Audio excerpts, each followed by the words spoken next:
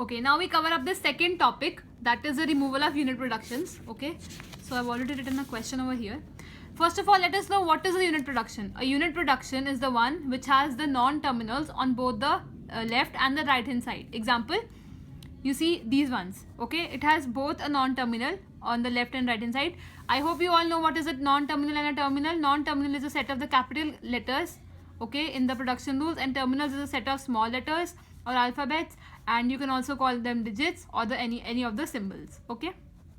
Okay, so now we first of all we have to analyze that how many production rules are the unit productions. So here what we can do, we can simply replace this production rule, because whenever D is there, okay, D is always pointing to E and E will further point to A. So we can simply remove it and we can write it down as S gives me A gives me small a, then B also gives me CB, C or B, okay, C gives me D, and D gives me A. Now furthermore, following the same procedure here, I see that this is again a unit production, so I will take this A over here.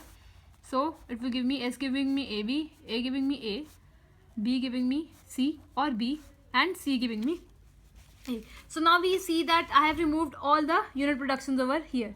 Okay, so now what I can do is, whenever I'll be putting C over here, that is C is always pointing to A, so I can take B directly over here, because this is again a unit production, right?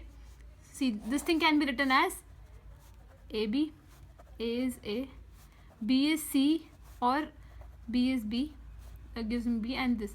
So you can see that this is a unit production which needs to be removed. How we are going to remove it? By substituting A over here. So our final production rules would be,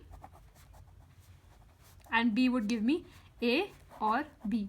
These are the reduced production rules. That's it.